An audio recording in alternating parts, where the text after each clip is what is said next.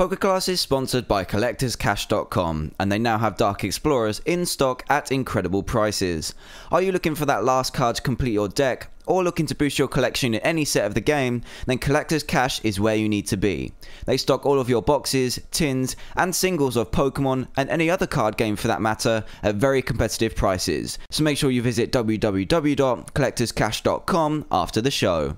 Hello, hi everybody, that's right, Worlds 2012 is here and day one of the action has already been completed. Today's episode is going to cover all of the first day's action and there's a fair bit to get through, so let's get straight to it.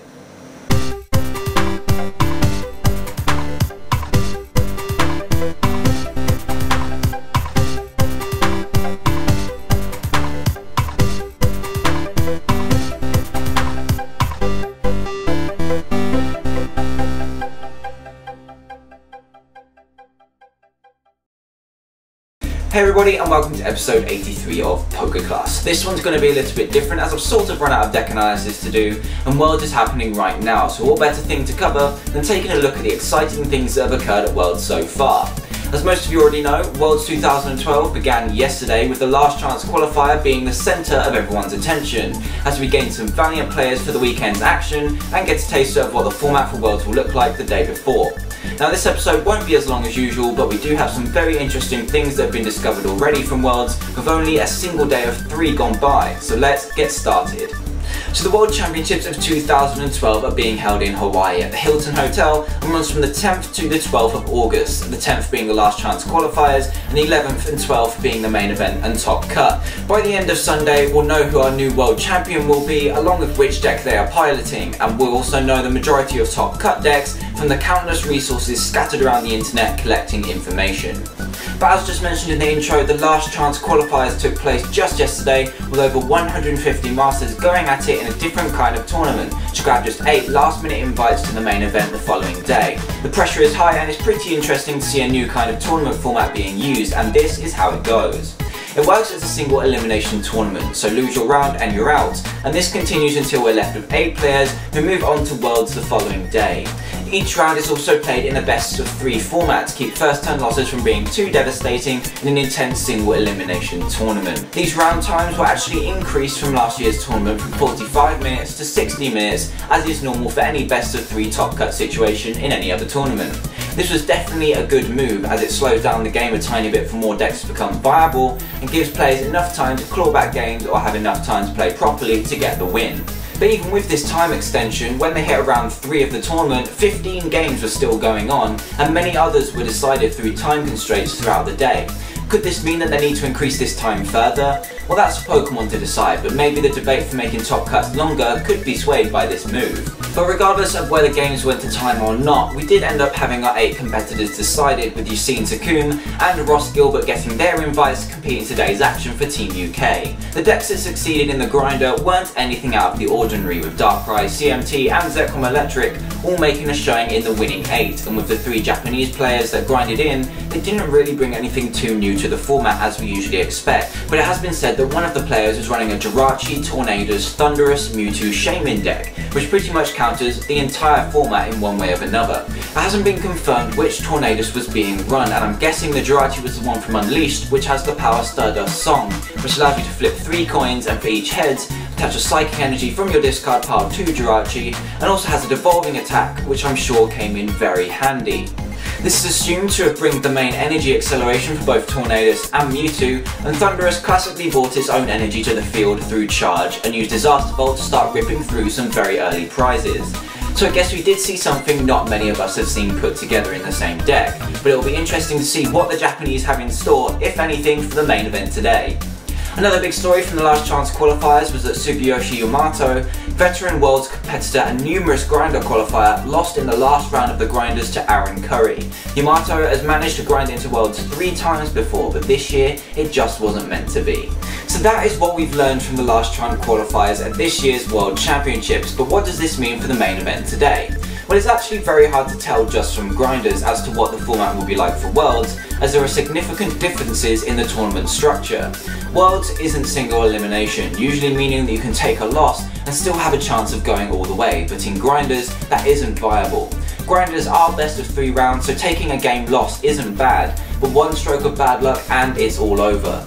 Worlds offers that safety cushion of the Swiss rounds. Time is also a factor, with 60 minutes best of 3 not being great for setup decks, but 30 minutes for a single game is doable. There are a lot of factors like this to consider when making a deck choice, which is why we didn't see any luck-based decks taking a winning invite from grinders, despite there being a handful there. So taking this into consideration, I would definitely still expect the main 3 decks from grinders to be in Worlds, being Zephyrmeals, Darkrai variants and CMT variants, but we could see a rise in the amount of Terrakion being played in the main event, as the amount of Darkrai in the grinders were apparently easily the most played deck there. Either way, I do expect some lock decks to creep in at Worlds, because there is still very decent ones out there with great Darkrai matchups, and it just wouldn't be Worlds without Secret Row doing a decent distance. In other Worlds news, we have pictures of the Worlds swag that players received as per tradition, and thanks to card leaders on Twitter, they provided this image. As you can see, the artwork is all looking amazing for all the swag here. The Pikachu hugging what seems to be a tiki head is the running theme through the merchandise, which includes t-shirt, hat, notebook, pencil, binder, keychain, deck box, playmat, amongst others, and the most important thing, a Pikachu Worlds themed plush. All of the items look awesome, and I've also seen the Worlds playmat is significantly larger than the Worlds playmats of previous years, which is a little bit of useful info.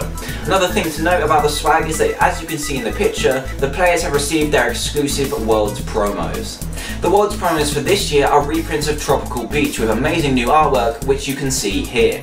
The cards look as awesome as always, but some people are disappointed with the reprint. However, other Worlds promos, such as Tropical Tidal Wave and Tropical Wind, have been reprinted in the past, so it's still like keeping up tradition.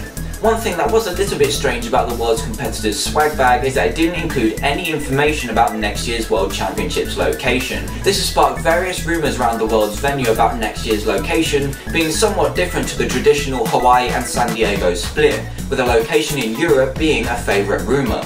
Lips have remained sealed as to any kind of official announcement on the subject, but Anaheim, Rome and Paris have all been rumoured, along with Japan and Vancouver too.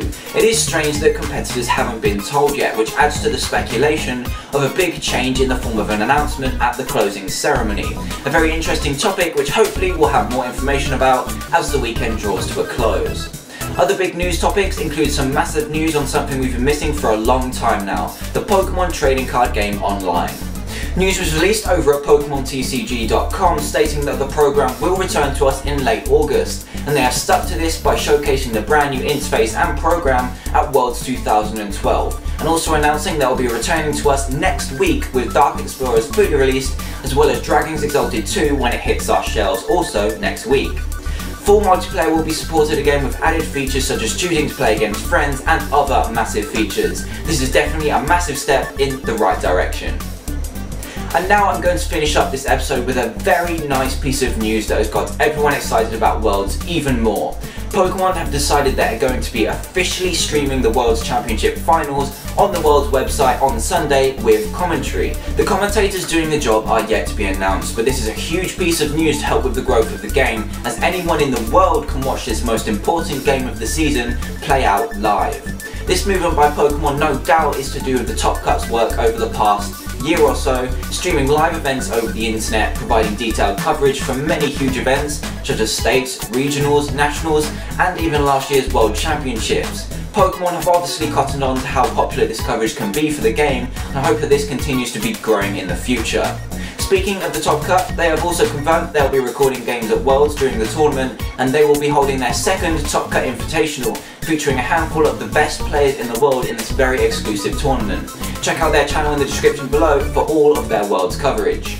So that's pretty much all the news we have from day one at Worlds 2012. Sorry I haven't provided a deck analysis today, those will return to normal when Worlds is over, but expect next week's episode to be all about the main 2 days of competition at Worlds. Good luck to all of you competed this weekend, and if you want to follow the action even closer, there are some great sources of information in the description below, including Ross Gilbert's Twitter, the Top Cut's YouTube channel and Twitter page, and if you're also a huge tweeter, use the hashtag PokeWorlds to get into the action. Thanks for watching this week's episode of PokeClass. Please leave a like, comment and subscribe if you haven't already, and I'll see you all next week with the exciting results from Worlds 2012. Have a great weekend.